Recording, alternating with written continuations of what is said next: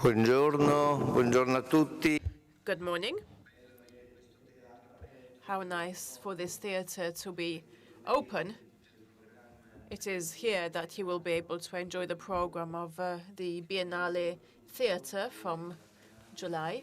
And it's also nice to have the Giardini and many places in the city involved in this 17th international exhibition, which are made available to people, real people, and not just visible in streaming.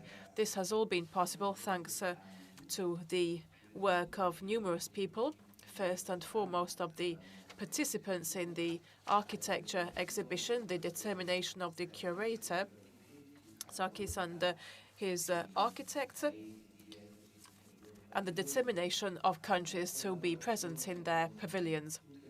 The collaboration of all the authorities who have enabled all those who participated in the setup and visitors to be able to participate safely. The experience that was gained last year in the film exhibition has enabled us to fine-tune some procedures. And although we are required to make some sacrifices as last year in the film exhibition, I am sure that people will be happy to have the opportunity to be here. Yesterday, the journalists had the first visit. We saw the very interesting reactions, and that's very interesting, very positive reactions on the contents. The curator will talk of this. But I would like to give you some numbers, which are the same numbers which are constantly being updated in the press release. You will find all these numbers. In the 3 days of the pre-opening, we had 7,000 bookings, of which 2,500 from abroad, 1,100 journalists from all over the world, 600 Italians, and the rest are foreign. As we said last year for the film exhibition, this is an exhibition that will not be judged by the number of people it attracts, because it will depend on the type of procedures that will be in place for people to attend and participate. Hopefully, people will be able to come here also from abroad, from foreign countries, including the UK, Israel also. It is easier to arrive here as there is no quarantine necessary any longer. Hopefully, people from beyond the oceans will also be able to come. But it is nevertheless very interesting and important that the people in charge of the installations are here and have come from all over the world. And that is a success in itself. For the time being, we have 5,000 tickets already purchased. The numbers are not those of the previous editions, but are very reassuring. And then some statistics: 112 participants,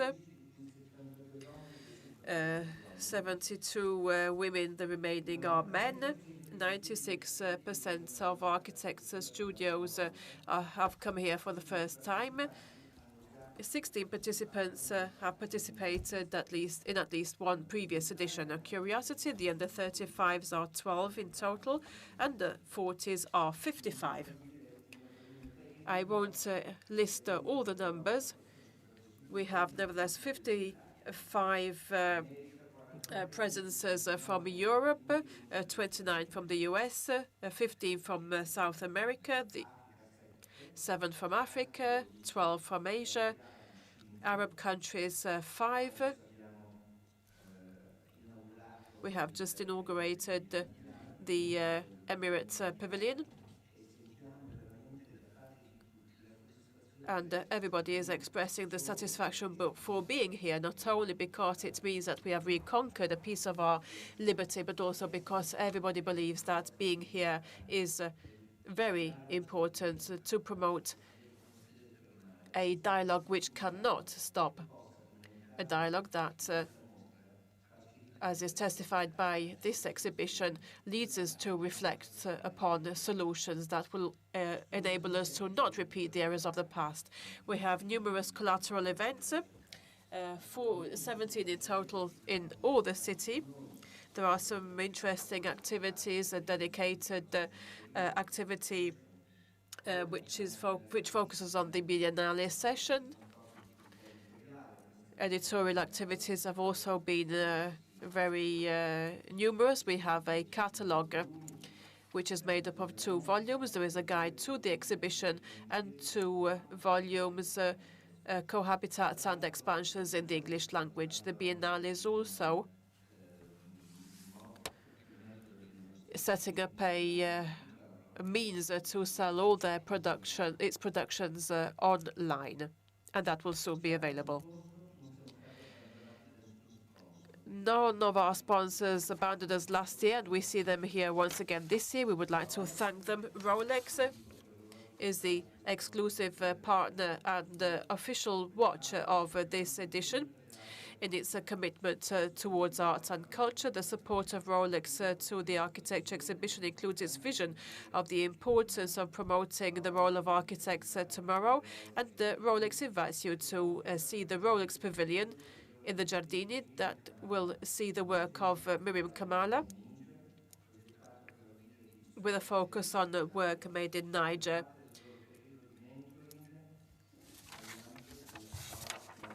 And the work performed under the arts initiative of Rolex. A new friend of mine is here. Carlotta Artemide is also represented. Edison is also represented. Vela Venezia Unica. The person who was at the helm of that company was a schoolmate of mine, and Paola Lenti. I would also like to thank our media partners.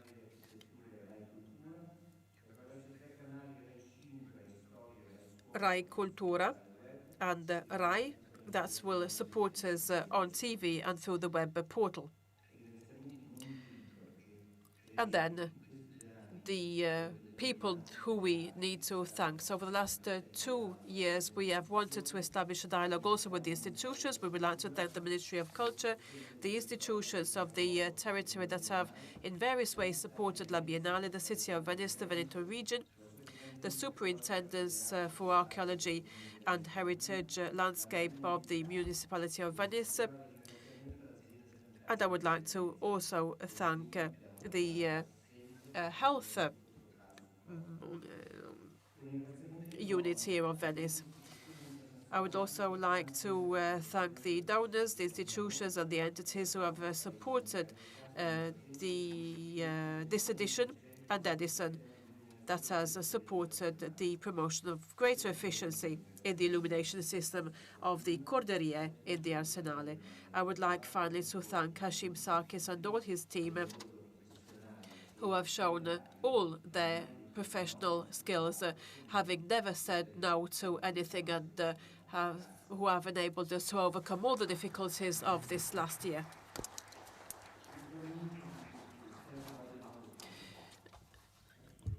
Morning, everybody. I wanted to first extend thanks to the members of the press for keeping this Biennale question and its spirit alive during the whole postponement period.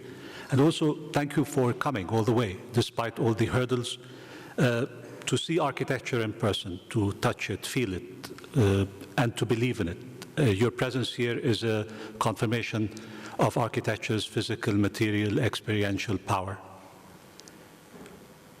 Before I share with you a few comments, I also wanted to extend a few thanks myself to, first, Paolo Baratta for his trust in this endeavor, to Roberto for really his wisdom to first postpone and then for his courage to proceed, and also for instilling a spirit of collaboration across biennales, which I hope this Biennale conveys, communication and collaboration across the arts. Yesterday, I thanked the members of the Venice Biennale for all of the support that they have given to the participants. But if I can single out one person, and that's Manuela Lucadazio, for all her help in this transition, in this postponement, to bring us to this finish line so elegantly, so rigorously in her thinking about all of this.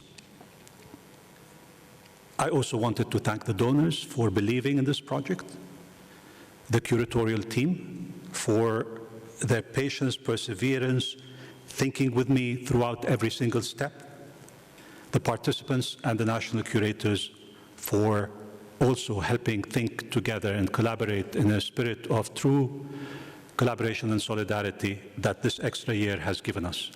In a way, it was a year lost, but it was also a year gained. And I do strongly believe that these changes that happened in the process of making a Biennale, the logistics of putting it together, and the collaboration are here to stay. Thanks also to Roberto for creating those platforms for the participants and national curators to communicate and to use the Biennale truly as a place for meeting. The press has asked in a recurring way, in a persistent way, and an anxious way, the pandemic question. How has the pandemic changed architecture, and how will architecture respond to that? We can look at it from a perspective of certain countries that have already moved forward, where a new normal is in place, and guess what? The new normal is looking more and more like the old normal. When I turned around to ask the participants this question, they were very clear. There was almost a strong consensus about the fact that what we are doing in this Biennale, what we have done in terms of individual projects, is respond not so much directly to the Biennale and the circumstances of social distancing or rearranging space, but to the underlying causes of the pandemic. Climate change, you see, is a very different tone, attitude towards climate and sustainability in this Biennale. Social inequities, again, many of the projects are targeting directly these problems. Mass migration, the deep political polarizations that have emerged over the past 5-10 years, both in Europe, in the US, but the rest of the world, and the need to create platforms for reconciliation.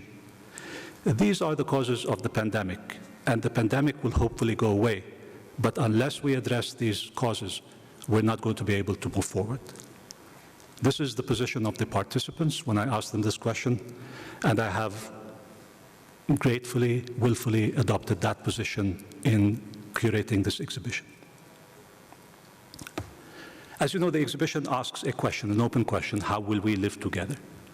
And it tries to address it at 5 scales, scales that architecture and other fields have been trying to address, from the scale of the human body, to the scale of the household, to the scale of communities, to a scale which is territorial, crossing across regions and countries, but also to the scale of the one planet, where here today, with the pandemic, but also with questions of climate change, we are struggling to figure out how do we conceive a mechanism by which we are able to address these large-scale global problems. But that is in the catalog, that is in the way the exhibition is put together. However, I hope it is clear in the way the exhibition flows that these scales overlap. There's an interchange, there's a fluidity in a way of scales, where if you want to address the planet, you might want to rethink the body, and if you want to rethink the household, you might need to rethink the community or the division between private and public. But importantly, I feel like there is a series of underlying spatial tropes that cut across the different scales, which are very specifically architectural, but really reveal how the architectural imaginary, a collective imaginary, not an individual imaginary, which is something that I really want to stress, that these projects carry across. Spatial tropes that carry across, and that are beginning to shape what I believe is a kind of new spatial contract that anticipates, guides, and inspires, hopefully, new social contracts. If I can single out 3 such qualities: spatial dispositions, if you will, motifs. I would say that the first one that you find again recurring across the 5 scales is that of leveling, meaning creating a level ground. It also has to do with social leveling, meaning bringing the different social groups, whether ethnic or income groups, together on the same ground, and creating horizontality within cities, within landscapes, that allows for flows to happen. You see that in the scale of the planet, in the forest that runs across the whole planet to create connectivity through landscape, through nature, for species and humans to flow, to connect, and to provide a vigorous setting in habitat for everyone to thrive. You see that also in the inner city conditions in Angola or in LA, where many of these projects attempt to create a ground that connects very different communities together, removing some of the barriers and creating a common ground. As a spatial quality, I feel that this is something that is emerging in this Biennale, and I think it's a very beautiful exploration among different architects from around the world. And it reminds me of what Michael Sandel, the political philosopher, had said about the search for the common good. And here again, it's remarkable how many of the political philosophers trying to articulate the future of our life together resort to space, resort to architecture in order to explain what they mean. And Sandel talks about the need to restore the common good and how public space has been taken away from us, privatized, divided, thematized, commercialized, and that one way to come back to a realization of the common good is to identify and create spaces in cities, in suburbs, in rural areas where people of different backgrounds can encounter each other in an informal way in their daily lives in order to be able to see each other, talk to each other, rather than be separated from each other. And so this idea of leveling, I think, is a very strong one and a very present one in the Biennale, and carries with it many different implications, both spatially and socially. A second quality, which again you find across the 5 scales, is that of bridging. Many of the projects are literally bridges. A bridge across the railroad tracks in LA to connect the poor neighborhoods with the sources of income, meaning the downtown, and along the way creating a park. Stop or waiting area for the boats here in Venice, outside in the Arsenale, where as you're waiting, you find yourself in the situation of bridging between land and sea, and it expands your view to understand that you are somewhere in between. So a bridge, in a way, connects, but at the same time, as many of these projects show, it gives you a position from where you are able to see the world better, so that you're not here nor there, but somewhere in between. French philosopher Michel Serres has talked a lot about this condition of bridging, the idea of the bridge as being potentially a spatial attribute of our nomadic existence, that we are always in between things. And therefore, when we are in between, we afford ourselves a view of the world that is different than being confined in one area or the other. And again, this Biennale has many bridges. Third final quality I want to talk about today is that of framing. Many of the projects in the Biennale, and you see that clearly in the Alejandro Aravena structure for the Mapuches in Chile, provide something like a preliminary enclosure, defining an outline for people to come together within. And in that, architecture provides a beautiful surface, an intense surface that is expressive, that is translucent, transparent, porous, that allows people to go in but keep them aware of the outside. Many of the housing projects also here do that. And therefore, heightening, emphasizing the material expressive quality of that intense enclosure that architecture provides, and communicates what is going inside to the outside and outside to inside. But importantly, many of the projects, and I would also highlight the project by Alexia Leon and Lucio Marcial in the Arsenale, provide this enclosure not as something that comes very close to your body or to the program of the building, doesn't really hold you in place very tightly. It gives air between you and the building. In that sense, the building does not impose or dictate, but inspires. Golden Lion architect Paulo Mendes da Rocha had talked about this quality in architecture by saying that architecture is the art of delineating the imprevisible, the unforeseen in architecture, in life. And I do see that quality in many of the projects here. They provide a provisional space for people to come together, not to impose on them how to operate, how to behave, but to allow them different possibilities for coming together. This is the resilient architecture of the future, not one that is custom-made for one function, and then once that function evolves, architecture has to change. An architecture that anticipates is an architecture that is more resilient and accommodating for the future. This is what I wanted to share with you.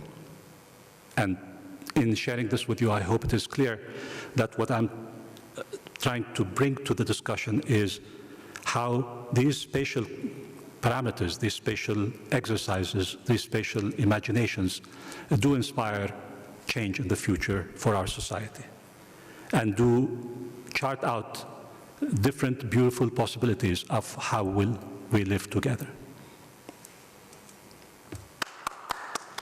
Grazie Hashim. Bene, credo che dobbiamo lasciare spazio. Very well. At this point, I think that we need to leave some space to the questions from the audience. I'm not sure how that's going to be organized. And by the way, we can't see you from over here.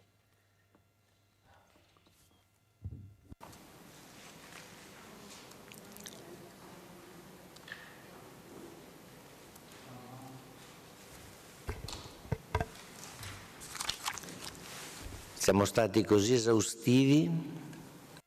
We were very thorough in our presentations, and nobody has any doubts, apparently.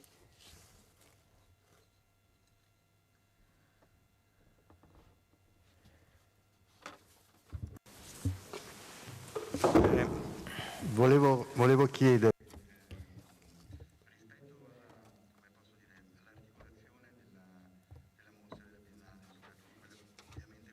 Compared to other editions, there are numerous installations. Installations have somehow replaced projects. Once there used to be a lot of projects exhibited, but now there are so many installations that somehow recall the digital. Is this a new frontier? Is this a new way to rethink architecture? For some reason, I'm not hearing the translation. Non ha funzionato l'auricolare per la traduzione. Anyway, the question was, compared to other, mostly the architectura, there are more installations than projects presented in the show. Is this a new way to speak about architecture, and also more use of digital technologies? Sure. Is this another new way to do the exhibition? Spero di aver condensato la... Thank you for noticing both very sharp observations.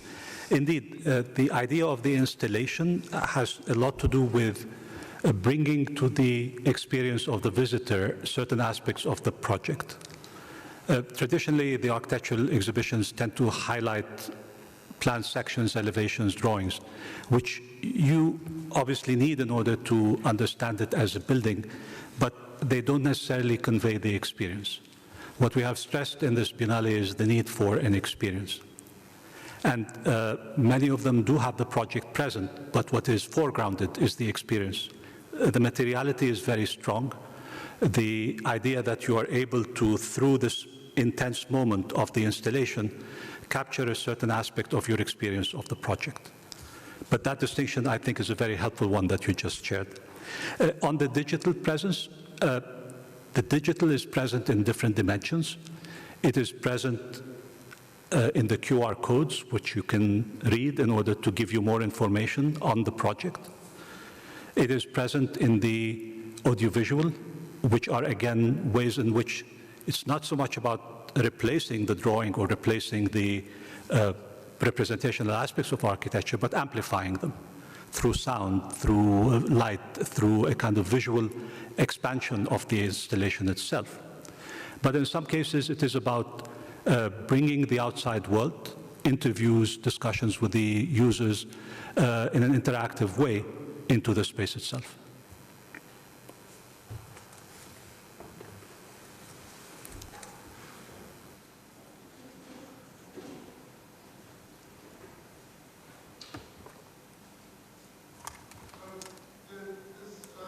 The pandemic has caused a lot of people to rethink how they live and work, and the sort of corporations are rethinking people working in office buildings, and a lot of families are rethinking how their houses and living spaces are designed. How does this exhibition address that type of situation? Thank you for pointing this out. The change in work, change in the workplace, and change in the division of land uses between work, live, play, industry is something that we have inherited from the early 20th century in terms of the organization of the modern metropolitan city. And that model was based on issues of hygiene, issues of what private life is and where public life lies, and was very much based on primarily the fact that industries are dirty and need to be left out of the inner city, and agriculture is remote and it needs to be placed in the rural areas or outside the sphere of the metropolitan city. We have since shown that this model is not valid to our lives today. Industry has become cleaner, industry has become much more mixed with office work. Agriculture does not need to be remote because of the scale it requires, but it could be dense, intense, and in the inner city. But we have yet to come up with models of organization of urban space that correspond to these changes that you're pointing to. There are some projects that cast this net wide in order to show how we can rearrange the spatial parameters of cities based on these changes. I point you to the project by Paola Vigano, the different studios that she taught and presents in the Central Pavilion and the Arsenale, that talks about how this middle ground between the urban and the outskirts is now being reshuffled precisely along the lines of what you're talking about. And then there are some of the households which do speak to the need for coexistence between working and living in the density of inner cities, where you see, for example, in one project in Kenya, the coexistence of squatter settlements, which is where work and living happens, along with the new generation of the digital groups who are moving in to work, live, and thanks to the digital dimension, do that in the same space.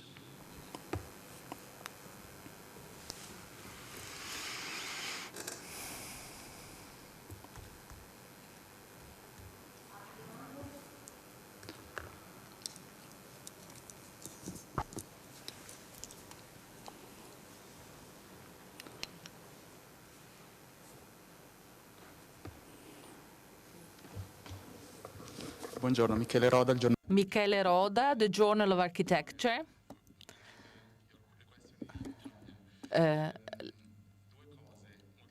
Two things.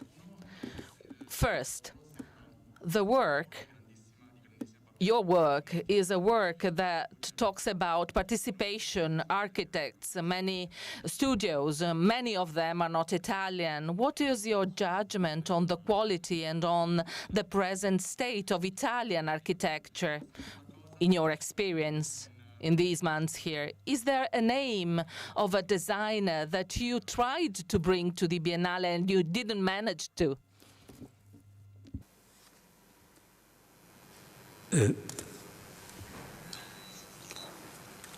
I think if I can go back to the idea of leveling, I would suggest, having been in different countries, different universities, looking at work of the new generations, that there is a leveling of talent. And by that I mean that across the world, whether you're in Italy, in other countries in Europe, the US, the global south, you see talent everywhere, incredible talent. And I hope that this Biennale tries to capture this talent in its breadth. In terms of Italian architecture, I hope it's clear that it is well represented in this Biennale, not just in terms of the representation of Italy proper, or the Venice room that we've created specially to express our gratitude to the city and to show how in its resilience it has managed to capture a lot of interesting architectural ideas. But also the Italian architects as they appear in different groups, in different settings around the world. Some Italian architects are operating in Spain, in Latin America, and other places. I did not discriminate against, nor did I bias the exhibition for, but the Italians appeared everywhere. So that's a good sign, I think.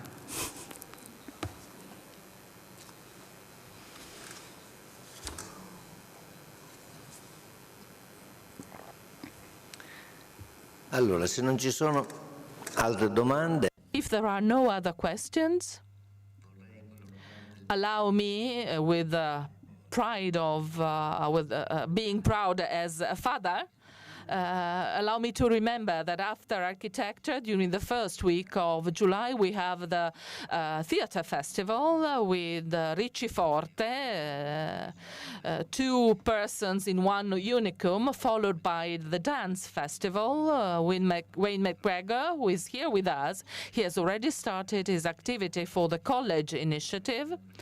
And from the 1st of September, we have the film festival.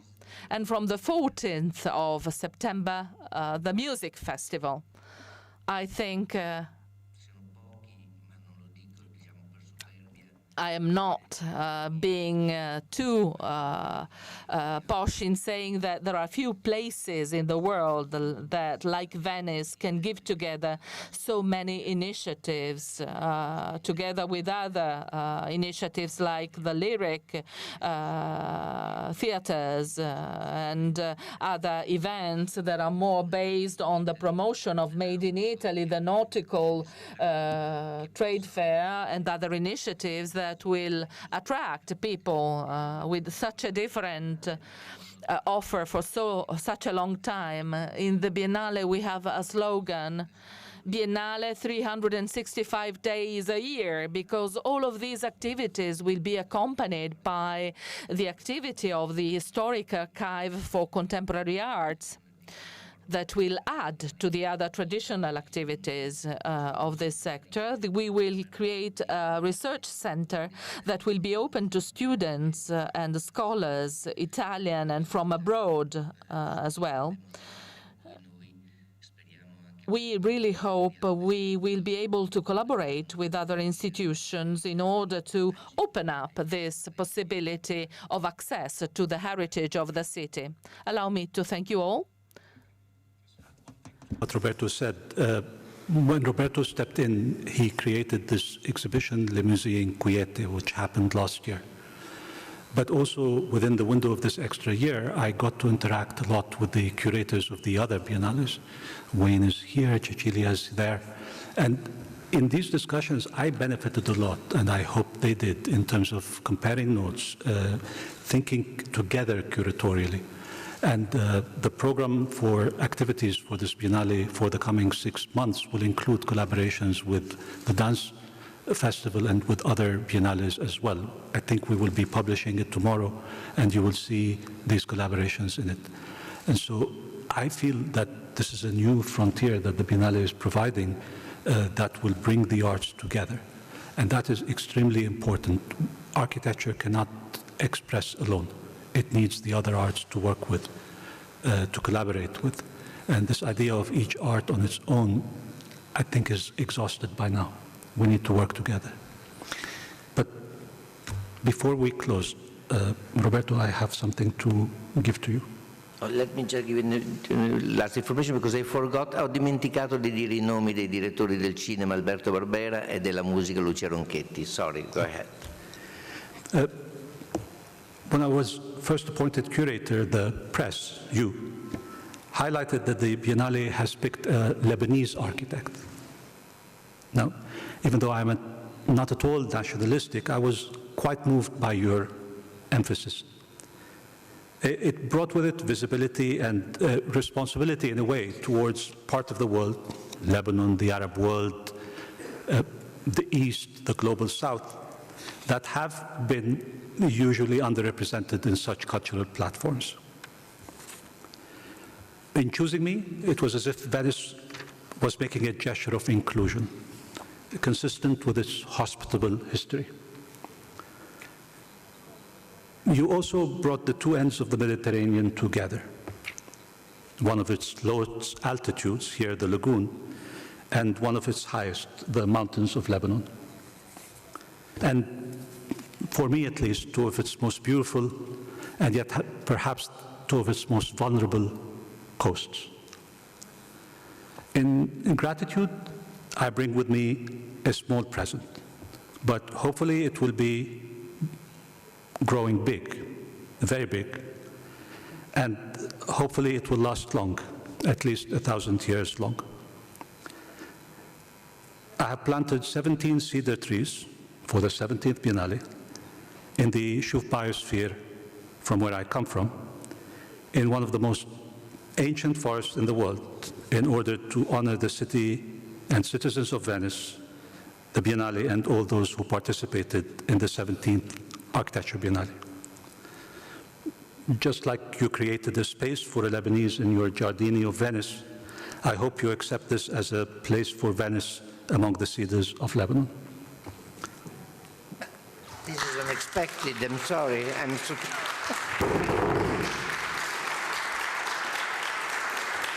shocked.